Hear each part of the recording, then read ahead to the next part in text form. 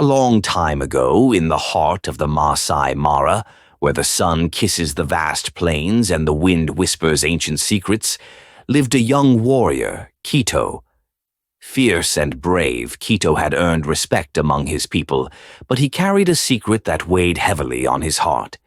Kito was betrothed to Neku, a beautiful woman of noble birth, chosen by his family to strengthen the ties between their clans. She was kind, wise, and loved by all. But Kito's heart belonged elsewhere.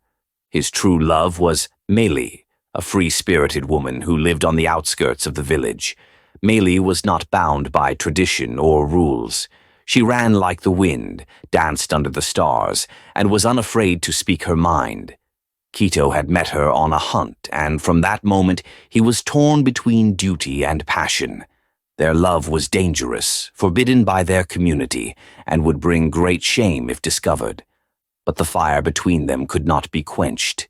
Every secret meeting under the moonlit sky fueled their desire, even as the walls of their worlds closed in around them.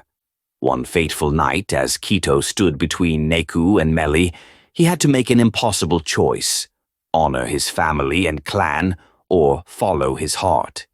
But in Maasai culture, betrayal had its price, and the consequences of his decision would ripple through the plains, leaving no one untouched.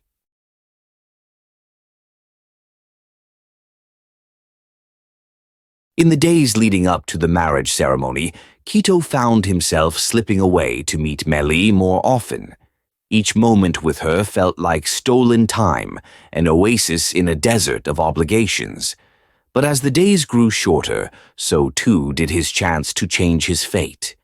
Meli was everything Neku wasn't: wild, passionate, free. She had no ties to the rules that governed the Maasai way of life. To Meli, love was meant to be embraced, not hidden, and every time Kito touched her hand, he felt the chains of his duty tighten around his heart. "We could run," Meli whispered to him one night, her voice like the breeze that swayed the acacia trees. They stood under the stars, far from the village, their faces lit by the soft glow of the moon. "We could leave all of this behind, start a new life where no one knows us." But Kito, despite the fire burning in his chest, knew that there was no escape from the legacy of his people.